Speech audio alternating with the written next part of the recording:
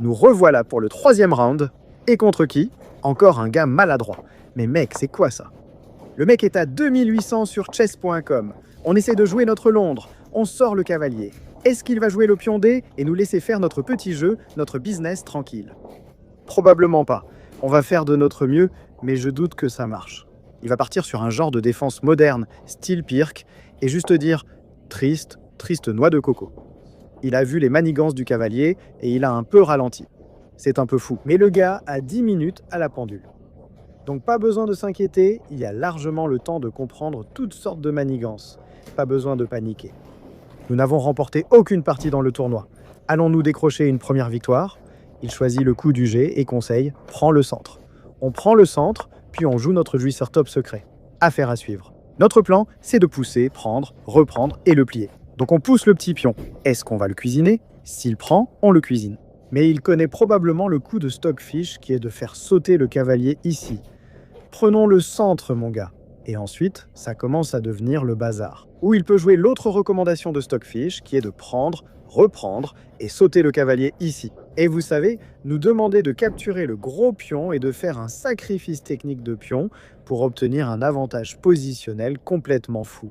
Ce n'est pas si simple à jouer, personne ne le joue. Donc on n'a pas assez de pratique dans ce domaine. Je ne suis donc pas sûr qu'on sera capable de le gérer. Il prend le bonbon. On le reprend. Et maintenant, le cavalier va bondir ici. On essaierait de lancer une poussée de pion ici, en espérant qu'il capture le gros. Mais c'est un homme solide. Il ne va pas se tromper. Le mieux, c'est de prendre, reprendre et dire « Tu ne pourras jamais roquer. Ce pion tombera, mais on a une compensation avec le grand roc. Mais je pense que j'ai essayé de préparer un petit piège, donc tu vas bientôt voir un pion ici. » En espérant qu'il prenne ici, puis là, parce que c'est la fin de l'histoire. Préparer un petit piège contre un gars maladroit qui est à 2800 et quelques sur chess.com, c'est un peu du hope chess. On ne devrait pas jouer en espérant une gaffe contre des adversaires sérieux dans des tournois ou autres. Ouais, c'est l'une de nos mauvaises, vraiment mauvaises, tristes habitudes. Et on obtient une coche. Je veux dire, et ce n'est pas la tomate, donc ce n'est pas la fin du monde. Il peut simplement prendre le pion et dire « Je suis un pion de plus et je suis content ». Je n'échangerai pas la dame parce que ce n'est pas la bonne façon de faire. Une fois qu'il prend le bonbon, on est obligé de fracasser le gros et de dire « Tu ne roqueras jamais ». Et maintenant, il faut qu'on trouve une solution. Comment veux-tu t'y prendre? Tu veux roquer du grand côté, c'est mieux. Regarde, maintenant, il peut bloquer avec le presse-agrumes. Techniquement, il peut bloquer avec n'importe quel poney. Mais cela paraît douteux. Le souci ici, c'est qu'il n'y a pas de solution directe pour le plier. Fichy estime que c'est égal car les blancs sont actifs. Il bloque avec le presse-agrumes. Maintenant, il faut qu'on le fasse. Je veux dire, le meilleur coup recommandé par Fichy, c'est de jouer F et de chasser le poney. Je ne me souviens pas si je l'ai joué, mais c'est logique que cette pièce soit active, placée au centre. Donc tu le pousses, tu le repousses de quelque part, puis tu essayes de faire entrer le poney, d'attaquer ce pion quelque part, et tout ça. C'est vraiment une histoire de banane louche. J'ai vraiment envie de développer ces pièces. Donc peut-être qu'après F, le poney recule, on saute simplement dedans, on met le presse-agrumes là, et on prend les choses un peu plus calmement. On peut voir à la gestion du temps qu'on commence à réfléchir parce que ce n'est pas une position qu'on obtient souvent. Mais on a trouvé le meilleur coup. Joue F contre le poney. Poney, où veux-tu aller? Tu veux aller là-bas? Tu veux aller faire un petit truc sur l'aile pour lancer une contre-attaque avant de commencer tes cabrioles de poney. Laisse le gars maladroit faire ses bourdes. Je ne pense pas qu'il soit d'humeur à faire des erreurs. Il s'est connecté parce qu'il a pris notre ouverture très au sérieux. Il a utilisé le temps pour s'assurer de ne pas tout gâcher.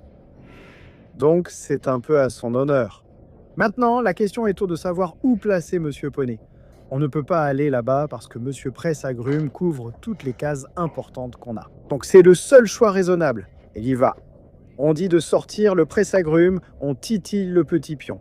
Ce n'est pas le meilleur choix, mais ce n'est pas trop mal non plus. Il peut simplement pousser et chasser le presse-agrumes. On doit reculer, il n'y a aucune chance qu'il mette la tour ici pour défendre passivement. Parce que pourquoi être passif quand on peut être agressif? L'agression, c'est la voie à suivre.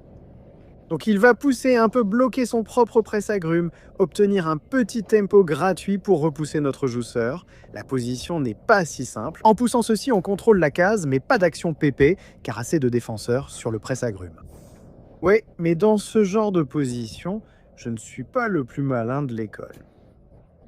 J'aime les positions où on peut attaquer comme un fou. Et tu es obligé d'échanger la dame. Donc pas très drôle, il a tout gâché. On remet le presse-agrumes en place. Et maintenant, retour au chaton. Que veux-tu faire? Comment comptes-tu développer ce cavalier? Tu veux sauter ici? Ça semble un peu bête. Il peut aussi sauter là pour attaquer cela. C'est son idée, ce n'est jamais très inquiétant. S'il met le cavalier ici, je ne sais pas où placer le presse-agrumes, car si j'y vais, on se fait attaquer gratuitement. Si on va là, il peut juste déplacer le roi quelque part, et ensuite la pièce est perdue. Et je n'ai pas envie de rentrer à la maison et pleurer. Donc c'est un coup qui a vraiment l'air idiot, ce qui est vraiment agaçant. C'est tellement, tellement agaçant. Je ne l'ai pas vu. Je ne sais pas s'il l'a vu. Je veux dire, le gars est un gamin de haut niveau. Donc je ne serais pas surpris que dans la prochaine minute ou quelque chose comme ça, on voit le cavalier qui vient sauter, venir nous voir, nous poser la question « Où voulez-vous mettre la tour ?» Là quelque part, ici. Non, le meilleur choix selon Fichy, c'est d'y aller et de dire que ça va. Tu ne peux même pas y aller, tu fermes ton colonne D ouverte. Ce n'est pas la fin du monde. Revenir en arrière semble problématique. Tu prends juste ici et c'est -1. C'est le pays de la moutarde. Dans mon cerveau idiot, je considérais la possibilité d'y aller. Disons que si tu pousses, je peux ramener la tour ici. Mais en faisant ça, on perd un tempo et ça permet au roi d'y aller. On en a peut-être trop fait. On dirait qu'on est sous pression, mais Fichy dit que notre position est encore jouable. Pas besoin de paniquer ni de perdre notre sang-froid. Nous avons un avantage de temps, enfin pas vraiment, disons un petit avantage sur la pendule façon Morpion, mais il nous manque l'expérience. Nous ne jouons pas à ces tournois en présentiel, et c'est le citron dont il a besoin. Il peut prendre le citron, rentrer chez lui, faire de la limonade, et puis, je ne sais pas, obtenir de la vitamine C ou quelque chose comme ça.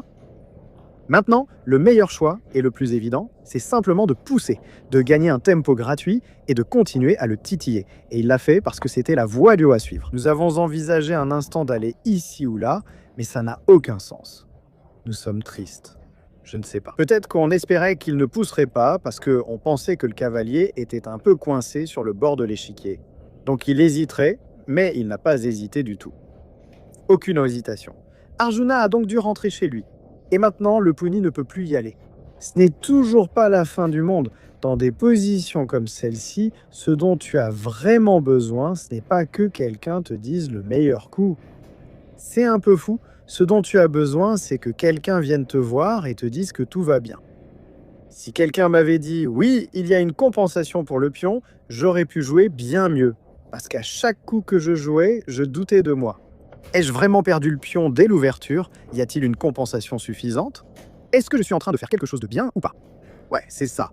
Si je voyais la barre d'évaluation, je jouerais mieux. Mais on ne peut pas. C'est la vie.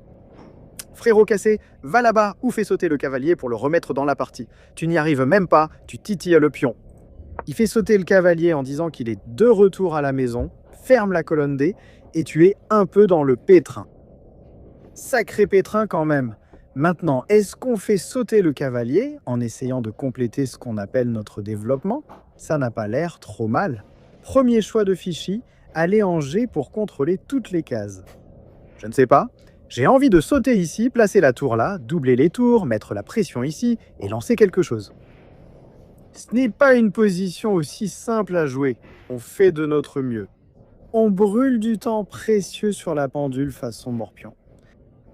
Oui, à la façon dont on a joué les 3 derniers coups, on voit vraiment que la confiance n'est pas là dans nos coups. Et les échecs, c'est 90% de confiance, 10% de jeu. D'accord, donc on place la tour ici, on a essayé de titiller le cavalier.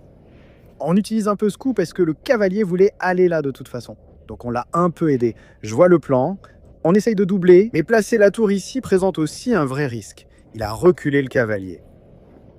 Et le meilleur coup, c'est en fait juste de revenir en arrière parce que Fichy comprend que ce n'était pas la place pour la tour. Il n'y a aucune chance qu'on rentre à la maison comme ça. Alors on a préparé le plan G. On dit, si tu veux, joue F et on va le prendre parce qu'on a l'action PP. Donc on prépare encore un autre petit piège. Je veux dire, on a vraiment trop de petites affaires de notre côté. Je peux probablement juste jouer le roi ici et dire que je vais jouer F parce qu'il n'y a pas de tactique de clouage gagnante de ce côté de l'affaire. Ça a un certain sens. Et après un roi ici, il faudrait décider ce qu'on veut faire. Genre, oui, on veut sauter dedans, mais ensuite, il peut nous répondre par F. Et s'il nous répond par F, on est dans une sacrée galère. Ne nous mets pas dans l'embarras, ne nous embête pas, laisse-nous tranquilles. Laisse-nous croire qu'on peut faire quelque chose. Donc c'est logique. En plus, tu évites toutes sortes de magouilles ou d'inventions bizarres. Tu es prêt à faire entrer la tour pour une sorte de combat. Que le combat commence. Que le combat commence. Étonnamment, la position reste encore jouable. On ne trouve pas les meilleurs coups, mais ce n'est pas la fin du monde. Nous avions juste besoin que quelqu'un vienne nous dire « Tu peux le faire. Je crois en toi. Nous croyons que tu peux voler. » Mais il n'y avait personne. Il est en train de réfléchir profondément. Il se demande quoi faire alors qu'il ne lui reste que 5 minutes. La pression du temps pourrait, en fait, lui être utile, tu sais. C'est seulement une partie rapide, ce n'est pas une partie classique où tu as le temps. Il y va avec le roi ici, il tente sa chance. Maintenant, on devrait remettre la tour, mais on saute avec le cavalier, ce n'est pas la fin du monde. Encore une fois, l'affaire F n'est pas si grave car apparemment, Fichy veut mettre la tour ici, la sacrifier et passer en mode fou. Évidemment, on n'allait jamais sacrifier s'il avait choisi l'affaire F, mais il ne l'a pas fait. Il a joué un coup qui n'était pas le meilleur dans cette position, mais il pensait que c'était bien. Et le problème, c'est que moi aussi, je pensais que c'était bien. Il y a une poussée ici, et disons, je prends, il reprend, puis cette double attaque, et on pleure. Simple, une affaire simpliste. Donc on doit revenir en arrière et le sauver. Et ensuite, il prend le pion. Et tout d'un coup, on se rend compte qu'on ne peut pas prendre ici parce que c'est une double poussée suivie d'une double attaque. Et on ne peut même pas prendre ici, tu sais, avec le cavalier encore une fois. Pousser et attaquer n'est pas possible avec la tour car c'est un clouage gagnant, ce qui ferait juste perdre le pion. Et le moteur dit, non, tu peux en fait aller ici. Et s'il tente le coup, tu peux sacrifier la tour pour des manœuvres complètement folles. Et tu as, je ne sais pas, une compensation, quelque chose si elle nous soutient, nous dit, et tout ça. Après avoir vu ce coup, j'étais vraiment en train de me faire dessus. Je me suis dit, j'ai raté la tactique la plus basique, je vais pleurer. Donc j'étais en train de cuisiner comme un vrai champion au lieu de sacrifier la qualité de cette façon. Je me suis dit, pourquoi ne pas sacrifier la tour de cette manière en bas? Et après, j'ai pensé après les prises, on peut amener une autre tour, le repousser, prendre le pion. Les pions sont tentants. On sacrifie la tour, tomate en pleine figure. Mais il doit prendre avec le pion, pas avec le roi. Toute personne sensée prendrait avec le roi. Il peut aussi prendre avec le pion, ce n'est pas la fin du monde. Prends avec le pion, laisse celui-ci mourir. Et la structure de pion n'est pas la plus élégante. Mais de quel côté? À gauche ou à droite? Si tu fais la bonne chose, tu obtiens le bonheur. Il a fait une erreur et maintenant on doit prendre ce pion avec le cavalier, préparer la découverte et on est mieux. On s'est trompé, on a vérifié, on pensait qu'on gagnait un tempo gratuit, qu'on pouvait sauter avec le cavalier et gagner sur le pion. Mais finalement, ce n'est pas suffisant. Même si on prend le pion, même si on prépare la découverte, ça ressemble exactement à la même chose. La différence, c'est la tour ici et le roi là. Le problème, c'est qu'il peut mettre le presse-agrumes là, clouer le cavalier au roi, et on ne peut pas sauter. Et après, le roi, quelque part, le roi n'est pas ici. Ici, donc, il peut en fait échapper à la découverte. S'il était là, il ne pourrait revenir en arrière et la découverte marcherait toujours. Donc des affaires louches, il l'a cloué, maintenant il pleure. Les noirs sont bien meilleurs. On déplacerait le roi sur le côté pour pouvoir placer la découverte.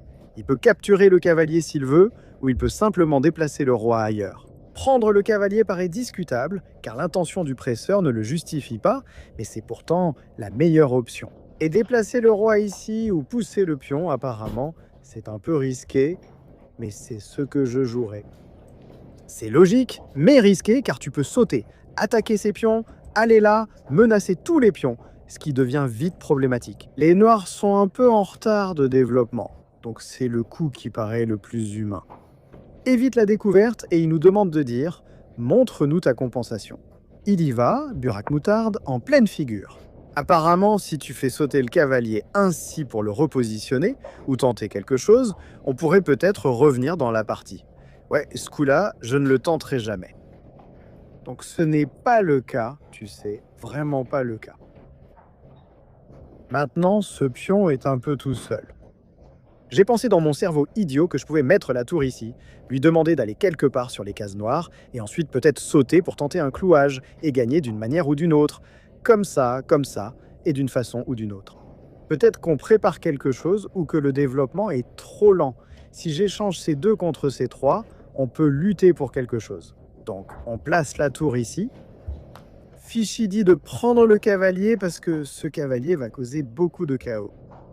Il place la tour ici pour sauver le pion. C'est logique. Tu veux prendre le plus gros, mais tu ne peux pas sauver les deux pions. L'un va tomber, tu vas pleurer. Ça a parfaitement du sens. L'utilisateur va ici, cherchant à faire des bêtises pour attraper le pion. Il aimerait sauter avec le cavalier, entrer dans le jeu, et ensuite on prend le pion. Il a sauté avec le cavalier, il nous a offert le pion, On échange ces deux pièces, et on a d'excellentes options de nul. Il prend, on prend, puis il met la tour sur la colonne ouverte. Non, il va d'abord chasser avec le pion, placer la tour sur la colonne ouverte, tenter d'attaquer et récupérer l'égalité. Ou mettre notre stupide pion, pas là, parce qu'il y a des coups gratuits. Il peut aller là, mais ensuite il peut aller là, prendre ça et gagner un tempo. Donc le meilleur coup est d'aller ici. Nous décidons de revenir tout en arrière, ce qui est un peu un spoiler. Nous appuyons sur le bouton du coup suivant par erreur. Oups. Donc il y a un monde dans lequel on échange ces deux-là contre ceux-ci et on se bat pour une nulle. C'est fou, on a cafouillé, on s'est effondré, mais d'une manière ou d'une autre, on a encore une chance de se battre. Nos compétences en finale sont juste à côté de Maggie, ou peut-être même meilleures parce qu'il vient à la maison pour des cours particuliers. Peut-être, mais on réfléchit encore à l'endroit où mettre le pion. Il revient en arrière, d'accord, il met la tour là. On doit sauver le pion. Oui, il doit repartir tout au fond. Laisse le pion mourir. On peut prendre le cavalier, doubler ses pions. Et maintenant, il faut qu'on échange ça contre ces deux-là. Et on est tranquille. Il aurait dû sauter et sauver le cavalier, mais il a pris le cadeau et cafouillé. On a capturé le cavalier. Pour égaliser, il fallait sauter ici et attaquer de ce côté. Mais il a avancé le pion en disant « Si tu prends, on peut prendre ici. » Et personne ne sauve ce pion. Et apparemment, c'est à peu près égal. C'est ce qu'on croyait dans notre cerveau idiot. Et si on avait pu trouver de meilleurs coups, peut-être qu'on aurait pu livrer une meilleure bataille. Mais regarde cette structure de pion complètement stupide. C'est tellement idiot, c'est fou. Il n'y a aucun moyen de sauver ce pion. C'est en fait 3 contre 3 et ils ne sont même pas connectés. On a vraiment réussi à extraire de l'eau d'une pierre. Il panique. Le temps ne l'aide pas. Il est à court de temps. Comme la tour vient frimer ici, on devrait juste prendre le pion grâce à la défense. Il n'y a aucune action PP. Cette tour dort encore. Réveille-toi. Les vacances d'été sont terminées, mais il dort toujours. C'est fou. Il sort le réducteur et perd tout l'avantage. On peut même aller là-bas et gagner ce pion comme ça. J'aurais dû en tenir compte, mais nous ne l'avons pas fait. Mais oui, j'aurais dû. C'est fou qu'on n'ait pas choisi ça. Après les échanges, au moins, on couvrait la dernière rangée. J'ai juste vu le pion et j'ai voulu prendre le bonbon, pensant qu'on était tranquille. Le problème avec ça, c'est qu'il obtient un échec de la tour. Il nous demande de reculer et on a un peu des soucis de dernière rangée. Fichy pense toujours que c'est tenable. Tu peux tenir la position. Tiens-la juste. Ils ne passeront pas. Ouais, la lune ne passera pas. Le maître des boulettes a fait une boulette quelque part en essayant de convertir l'avantage du milieu de partie en finale. Ce n'est pas si compliqué. Il aimerait avoir une tour ici, puis la tour là, et faire ses combines pour gagner sur un clouage. Mais il est encore très très loin du but. Regardez-nous, on bloque avec le pion, on active le roi. Maintenant, tout ce qu'on a à faire, c'est fou prend roi ici et on est tranquille. Mais dans ma tête, je me suis dit, pourquoi faire simple quand tu peux faire double avec la même idée d'amener le roi. On active la tour et c'est tranquille. Mais c'est ça le problème, ça fait nul et ça perd. De la moutarde en pleine figure. Son plan, c'est de mettre la tour ici. Nous forcer à échanger car déplacer la tour ici mène à un clouage gagnant. On finit par échanger les tours et maintenant on est juste condamné. Si ce pion était ici, on aurait pu lutter pour une nulle. On a choisi la mauvaise case pour le pion. Je pensais qu'en poussant le pion de 2 cases, on pourrait amener le cavalier ici, mettre un pion là, créer ce genre de structure défensive. Mais c'était cette structure dont on avait besoin. Une erreur technique sur la poussée du pion. Et tous nos rêves d'obtenir une nulle s'envolent. On l'avait en main, on s'est battu pour revenir. On a réussi à revenir, mais ce n'était pas suffisant. Prends la tour ici. Il reprend. Euh, Il veut placer une pièce ici, mettre la tour ici et attaquer ce pion 2 fois. Si le pion tombe, on perd un pion et tout s'effondre.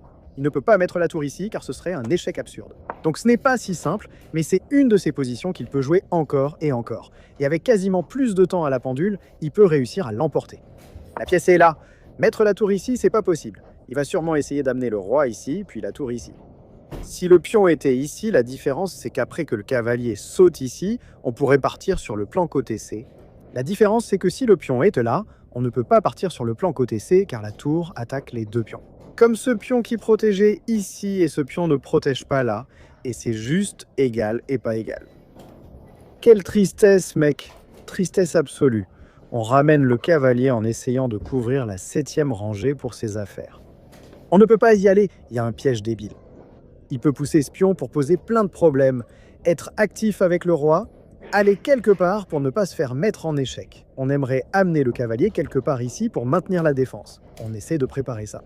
Je ne pense pas qu'on puisse préparer ça. Il a joué roi ici, on s'est laissé distraire. Donc -2, les noirs sont tranquilles, mais ils doivent encore finir le travail. Peut-être que je peux activer le roi ici, puis là, et sauver chaque pièce. C'est une idée. Le cavalier protège le presse-agrumes, inutile de paniquer. Le roi peut y aller. On défend, mais il y a aussi un clouage et un effet moulin avant. Trop de problèmes de moulin avant, ou peut-être que je saute avec le cavalier ici, je lui demande de prendre et je reprends, mais je doute que cette structure tienne. Il y a des failles. C'est très compliqué. On doit échanger ce gars contre celui-là, puis d'une manière ou d'une autre, amener le pion ici, le presse-agrumes là, le pion là-bas. C'est une sorte de forteresse très difficile à réaliser. Ouais, on tente de construire la forteresse, mais il n'y en a pas. On titille le presse-agrumes, il se détend. Il peut revenir, il ne se passe rien. Ouais, mon pote, il est tranquille. On peut placer le presse-agrumes ici. Si on l'attaque, le roi pourra le sauver. Mais le vrai souci, c'est qu'il y a un échec bidon. Il n'y a pas d'échec ici, mais il va en inventer un.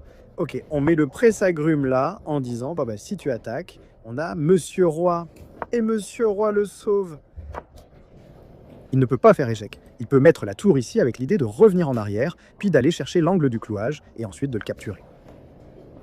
Le problème, c'est qu'il n'y a pas de bonne case pour Monsieur Poney. Il fait de son mieux. Si j'y vais, il fera échec, nous forcera à aller là, puis reviendra faire une double attaque. On ne peut pas tous les sauver. C'est compliqué, très compliqué. Bref, il a mis le roi là en disant qu'on a tout le temps du monde. Pas besoin de se précipiter. Si jamais je saute, il y a un clouage qui gagne la pièce. Le poney va mourir. On ne peut pas le laisser mourir. On ne peut même pas bouger la tour. Donc c'est un peu une situation de zugzwang. Frérot, en fait, il nous a piégés avec cette histoire de zugzwang, mec. Tristesse absolue. Pas une tristesse absolue, mais un petit peu de tristesse. On le ramène en arrière. Il n'a même pas hésité. Il savait que ce poney était la seule pièce active qu'on avait. S'il meurt, on pleure. Tu pouvais voir les larmes couler de nos yeux. On pleure comme des bébés qui pleurent. Pas ce poney. C'était mon préféré. Laissez-le vivre. On sort la tour et on glisse un petit échec. Ça ne sert à rien. Mais notre plan, c'est d'amener le roi quelque part, d'y aller, de prendre le pion. Et si d'une manière ou d'une autre, je peux prendre ce pion, alors 2 contre 3, il y a peut-être de l'espoir. On y croit à la tour? Le problème, c'est qu'après, il peut reprendre et ramener la tour pour sauver le pion. On ne récupère même pas le pion espéré. Ouais, au revoir, Monsieur Poney. Le poney s'en va. On le prend. Il met sa tour sur la 7e rangée pour sauver le pion. Et maintenant, on ne peut rien faire. Il ne reste plus qu'à espérer qu'il ne trouve pas de percée. Mais franchement, je ne sais même pas, mec. Ça fait un peu trop. On pousse le pion juste pour dire « Ok, chaque pion avance ». Il repousse le pion, on peut revenir en arrière. Ce n'est pas si simple de l'ouvrir. Les noirs doivent encore faire un certain effort. Ce n'est pas comme si je pouvais juste pousser en 1 minute. Techniquement, c'est le meilleur coup de Fichy, ce qui est fou. Je l'ai proposé au hasard et c'était le meilleur coup de Fichy. Bref, tu reviens et tu essaies. Un peu troll, c'était le meilleur coup. Il ne l'a pas vu. Je pense que nos compétences en finale sont si bonnes que ça.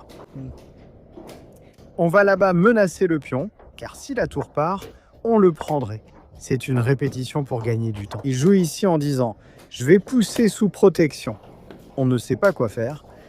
Apparemment, c'est de la limonade. Si on mettait la pièce quelque part ici, là ça avait du sens pour empêcher le pion d'avancer. On ne l'a pas vu. Et maintenant, il peut faire le coup A5. C'est la seule suite qui lui donne l'avantage. S'il joue autre chose, il ne l'a pas. Je ne sais pas. Il n'y a pas vraiment de force dans ce coup-là. C'est pour ça que peut-être la pièce ici était nécessaire pour l'empêcher d'avancer. Je pensais que cet échange était une bonne idée, car dans ma tête, je croyais gagner ce pion. Mais je n'avais pas compris sa véritable intention. Son idée réelle n'a jamais été de prendre ce pion. Son idée réelle était de pousser ce pion. Et maintenant, ce pion ne mourra jamais. Il va ramener la tour en douce et simplement nous poignarder dans le dos. Un vrai plan de génie. En fait, parce que s'il prend ça pour ça, c'est juste une nulle. Mais franchement, il faut lui donner du crédit. Clap, clap. Bref, il avance le pion, on ramène la tour, il met la tour ici. Et maintenant, il se détend simplement. Son plan est vraiment... On ne peut même pas pousser et aller là-bas pour gagner parce qu'il prend simplement et protège. Son idée est tellement simple. Aller quelque part, faire un coup en traître, échec et gagner. Et il n'y a rien que je puisse faire. Il n'y a littéralement rien que je puisse faire. Si cette tour peut, je ne sais pas, aller ici. Je sens qu'il va y avoir une sorte de zugzwang. Je ne sais pas. J'étais à court de temps, alors on a mis la tour, qui était une moutarde. Mais à ce stade, la position est bien trop condamnée. Il fait entrer la tour, il peut jouer sans aucune difficulté. Il suffit de balancer et de faire ce qu'il faut. J'ai compris que c'est fini. On n'a plus rien. Il peut même aller sur la deuxième rangée ou la troisième, peu importe. La deuxième semble bien car il peut placer sa tour ici. Et il n'y a pas de roi ici ou ici pour sauver le pion. Et si je pousse, il prend. Oui, ça va sauver le pion, mais ce n'est qu'une question de temps. Ça ne va même pas nous aider. Et ensuite, il a juste 2 pions et il attend. C'était la dernière tentative qu'on pouvait essayer. Le plus fou, c'est qu'après la poussée du pion, le meilleur coup n'est pas de prendre, mais de pousser pour bloquer, puis la tour gagnera ce pion. Des poussées de pions brillantes. Celle-ci était un vrai coup de génie encore plus intelligent. Mais pas besoin, vous pouvez quand même prendre et gagner. La position est à ce point confortable. Donc pas besoin, vous savez, de faire des trucs trop compliqués ou quoi que ce soit. Prenez juste le pion, 2 contre 2, la qualité en plus. Vous avez tout le temps du monde, prenez votre temps pour réfléchir et finir le travail. Vous voyez, il réfléchit et c'est très bien. Vous avez du temps, alors utilisez-le. Il l'a pris. Un petit coup dur, mais un coup dur inutile. Il s'en sort bien, on revient en arrière, on essaye de sauver le pion. Il peut juste se détendre. C'est ça le truc. Ou il peut mettre la tour ici avec l'idée de la balancer de ce côté. Regardez. Et puis il peut même sacrifier s'il en a envie. On attend. Il donne l'échec. On déplace le roi quelque part. Il peut activer le roi. Qu'est-ce qu'on fait? Activer le roi. Activer avec le roi. On peut donner l'échec, mais ça ne sert à rien. Il avancera joyeusement et ce pion essaie aussi. Ouf. C'est assez dur. Oui, l'échec ne sert à rien. Le roi devient actif. On revient en arrière pour sauver ce pion. Celui-ci meurt et c'est fini. Appuie juste sur le bouton d'abandon. Appuie juste sur le bouton pour pleurer. On sauve le pion. On donne l'échec. Ça ne sert à rien. On est tranquille. La tour peut aller où il veut. On n'a rien à faire. Il va activer lentement son roi, faire ce qu'il a à faire, puis il va nous mettre en échec. Il va nous pousser sur la dernière rangée, entrer, mater, ou peut-être juste aller là et sacrifier. Tout est fini. On a essayé. On a essayé, mais à la fin, on a pleuré.